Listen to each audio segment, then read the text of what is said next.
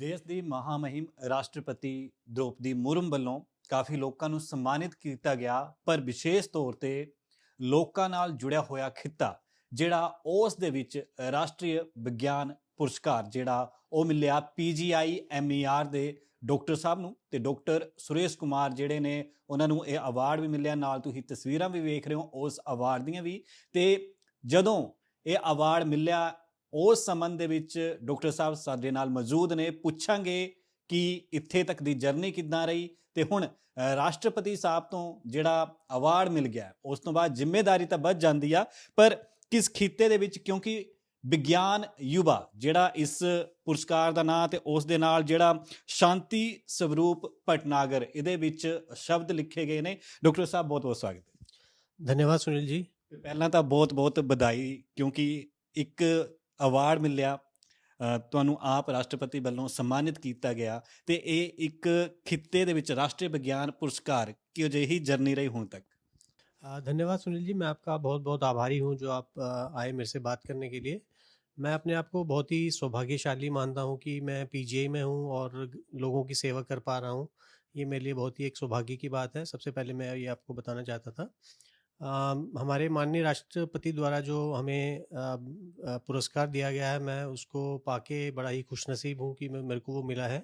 और इसका एक मात्र जो कारण मैं मानता हूँ वो हमारे जो टीचर्स हैं और हमारे पेरेंट्स की मेहनत है और PGI की देन है कि हमें ये अवार्ड मिला है। अगर हम PGI में ना होते तो शायद ये अवार्ड ना मिलता।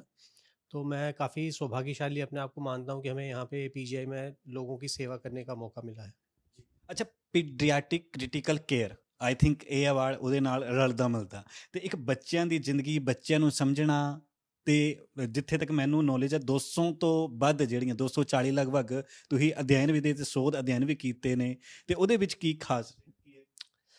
देखिए, PGI में हमारा मेन जो मकसद है काम करने का, वो हम 3 पहलू पे काम करते हैं। एक तो पेशेंट केयर होता है जो कि बहुत ही ज़रूरी हमारा मकसद है। तो दूसरा है कि टीचिंग हमें करना होता है, जो नए स्टूडेंट्स आते हैं उनको पढ़ाना होता है, नई नई चीज़ें सिखानी होती हैं मेडिकल फील्ड की। और जो तीसरा एक महत्वपूर्ण पहलू है वो रिसर्च भी हमारे साथ जुड़ा हुआ है। तो पेशेंट की केयर करते हुए, टीचिंग करते हुए हम रिसर्च भी करते हैं जो भी हमें टाइम मिलता है। तो आई थिंक ये एक बहुत ही महत्वपूर्ण कार्य किया है सरकार ने कि जो हमें जो युवा वैज्ञानिक हैं उनको सम्मानित किया गया है। तो मैं समझता हूँ, मैं सरकार का भी धन्यवाद करना चाहता हूँ कि उन्होंने हमें इस लायक समझा और हमें सम्मानित किया। ਅੱਛਾ, ਜਿਹੜੀ ਤੁਸੀਂ ਸਟੱਡੀ ਕੀਤੀ ਆ, ਹੁਣ ਜਿਹੜਾ ਅਵਾਰਡ ਤੁਹਾਨੂੰ ਖਾਸ ਕਰਕੇ ਮਿਲਿਆ ਜਿਹੜੀ ਚੀਜ਼ ਵਾਸਤੇ, ਉਸ ਦੇ ਵਿੱਚ ਕਿੰਨਾ ਕਿ ਤੁਹਾਨੂੰ ਡਿਫਿਕਲਟੀਜ਼, ਕਿਉਂਕਿ ਇੱਕ ਪਾਸੇ ਡਿਊਟੀ ਦੇਣੀ ਆ, ਪੇਸ਼ੈਂਟਸ ਦਿਖਣੇ ਨੇ, ਸਟੱਡੀ ਕਰਨੀ ਆ, ਕਿੱਦਾਂ ਵਕਤ ਕੱਢਣਾ? जैसा कि मैंने बताया कि हमारे 3 मेन पिलर हैं यहाँ पे। एक तो पेशेंट केयर है और टीचिंग और रिसर्च है। तो हमारा मेन महत्वपूर्ण कार्य पेशेंट केयर को लेके है। तो जो भी हमें उसके अलावा जो टाइम मिल जाता है तो हम उसमें रिसर्च भी करते हैं। तो ऐसा कोई डेडिकेटेड टाइम हमारे लिए नहीं होता है कि इस टाइम इस महीने हम रिसर्च करेंगे। जो भी इन दोनों तीनों कार्यों में से हम अपना टाइम निकाल के रिसर्च भी करते हैं, वो करनी पड़ती है हमें। और हमारे स्टूडेंट्स भी काफ़ी हेल्प करते हैं, हमारे जो गाइड्स हैं, टीचर हैं, वो हमें गाइड करते हैं। और PGI हमें इतना बड़ा प्लेटफॉर्म देता है। तो आई थिंक ये बहुत ही महत्वपूर्ण कारण है कि हम PGI में और अच्छी रिसर्च कर पा रहे हैं। ਅੱਛਾ, ਜਦੋਂ ਅਵਾਰਡ ਲਈ ਤੁਹਾਨੂੰ ਸੁਨੇਹਾ ਆਇਆ, ਤੁਸੀਂ ਰਾਸ਼ਟਰਪਤੀ द्रौपदी मुर्मू ਦੇ ਸਾਹਮਣੇ ਗਏ, ਉਸ ਟਾਈਮ ਭਾਵਨਾਵਾਂ ਕੀ ਸੀ ਮਨ ਦੀ?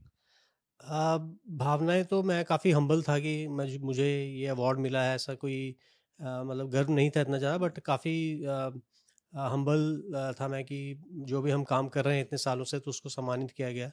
तो काफ़ी अच्छी फीलिंग थी इस राष्ट्रपति। ਇਸ ਦੇ ਨਾਲ ਤੁਹਾਨੂੰ ਹੋਰ ਵੀ ਕਿਹੜੇ-ਕਿਹੜੇ ਅਵਾਰਡ ਮਿਲ ਚੁੱਕੇ ਨੇ? ਕਿਉਂਕਿ ਮੈਂ ਜਦੋਂ ਸਟੱਡੀ ਕਰ ਰਿਹਾ ਸੀ ਤੁਹਾਡੇ ਬਾਰੇ।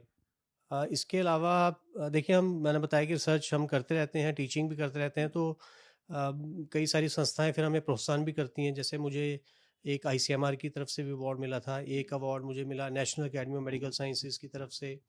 और मुझे जो मैंने DM और MD PGI से ही किया है, तो मुझे दोनों MD और DM के टाइम में भी रिसर्च करने का जो PGI की तरफ से अवार्ड मिले हैं। तो बाकी और काफ़ी सारे इंटरनेशनल अवार्ड, जैसे बेस्ट पेपर प्रेजेंटेशन या बेस्ट पोस्टर प्रेजेंटेशन के भी इंटरनेशनल और नेशनल अवार्ड मिले हुए हैं। ਅੱਛਾ, ਇੱਕ ਬੱਚਿਆਂ ਦੇ ਖਿੱਤੇ ਦੇ ਵਿੱਚ ਬੱਚਿਆਂ ਨਾਲ ਜੁੜੇ ਤੁਸੀਂ ਕਾਫੀ ਸਟੱਡੀ ਕੀਤੀ ਆ। ਬੱਚਿਆਂ ਨਾਲ ਸੰਬੰਧਿਤ ਬਹੁਤ ਸਾਰੇ ਰੋਗ ਆਉਂਦੇ ਨੇ ਤੁਹਾਡੇ ਕੋਲ, ਪਰ ਅਜਿਹੀ ਸਥਿਤੀ ਮੈਂ ਇਸ ਕਰਕੇ ਪੁੱਛਣਾ ਚਾਹੂੰਗਾ, ਸਭ ਤੋਂ ਜ਼ਰੂਰੀ ਗੱਲ, ਅਹਿਮ ਗੱਲ, ਕਿਉਂਕਿ ਜਿੱਦਾਂ ਅੱਜ ਕੱਲ੍ਹ ਸਰਦੀਆਂ ਦਾ ਮੌਸਮ ਆ, ਇਸ ਦੇ ਵਿੱਚ ਆਮ ਤੌਰ ਤੇ ਸਰਦੀ ਜ਼ੁਕਾਮ ਹੋ ਜਾਂਦਾ, ਬਰਸਾਤ ਦੇ ਵਿੱਚ ਅਲੱਗ ਸਥਿਤੀ ਹੁੰਦੀ ਹੈ, ਜਿੱਦਾਂ ਵੈਦਰ ਚੇਂਜ ਹੁੰਦਾ ਬਿਮਾਰੀਆਂ ਵੀ ਚੇਂਜ ਹੁੰਦੀਆਂ ਨੇ।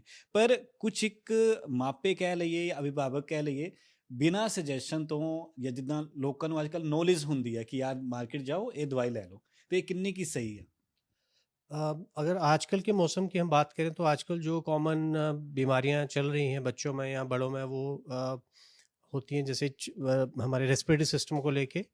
तो जैसे खांसी हो जाना, सांस में दिक्कत होना या ज़ुकाम हो जाना, तो ये कॉमन चल रहा है। इसके कारण है कि जैसे आजकल वायरसेस काफ़ी ज़्यादा हो रहे हैं, वायरसेस से जो रेस्पिरेटरी डिजीज़ काफ़ी हो रही हैं, या फिर पॉल्यूशन की वजह से या फिर ठंड की वजह से।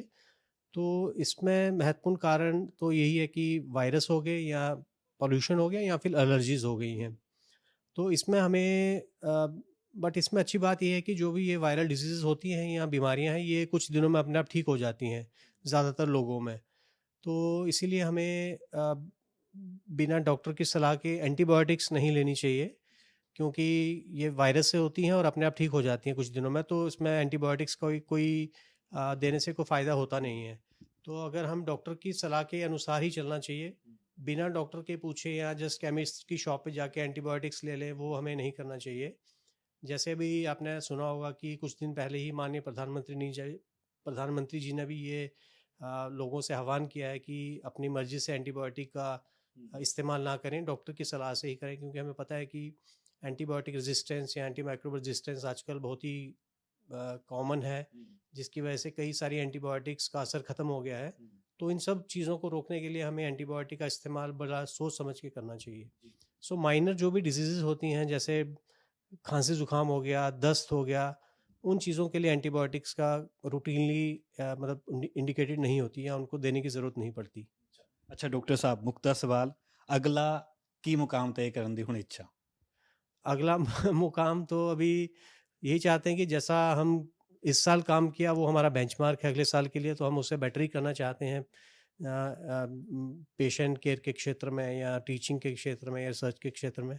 तो हमारा अपने आप को देख के कि लास्ट ईयर का जो था वो उससे हम बेटर करें, यही हमारी आशा है। चलो डॉक्टर साहब, आपको फिर से बहुत बहुत बधाई। और जिस तरीके से अब इन्होंने आपको बता दिया, लेकिन सबसे बड़ी अहम और मुख्य बात, अवार्ड इन्हें मिला है, नया लक्ष्य इन्होंने निर्धारित किया है। पर ਇਹਦੇ ਨਾਲ ਹੀ ਹਿੰਦੀ ਵਾਲਾ ਟੱਚ ਵੀ ਮਿਕਸ ਹੋ ਜਾਂਦਾ ਕਈ ਵਾਰੀ, ਕਿਉਂਕਿ ਗੱਲਬਾਤ ਹਿੰਦੀ 'ਚ ਚੱਲ ਰਹੀ ਸੀ ਵਿੱਚ ਦੇ। ਪਰ ਸਭ ਤੋਂ ਵੱਡੀ ਗੱਲ, ਜਦੋਂ ਵੀ ਅਸੀਂ ਕੋਈ ਦਵਾਈ ਲਈਏ, ਡਾਕਟਰ ਦੀ ਜਿਹੜੀ ਆ ਉਹ ਸਲਾਹ ਜ਼ਰੂਰ ਲਈਏ, ਪਰਚੀ ਜ਼ਰੂਰ ਬਣਾਈਏ, ਕਿਉਂਕਿ ਇਸ ਦੇ ਲਈ ਸੁਪਰੀਮ ਕੋਰਟ ਦੀਆਂ ਵੀ ਗਾਈਡਲਾਈਨਾਂ ਨੇ। ਪਰ ਮੈਂ ਸੁਨੀਲ ਕੁਮਾਰ, ਵਿਸ਼ਵ ਵਾਰਤਾ, ਚੰਡੀਗੜ੍ਹ।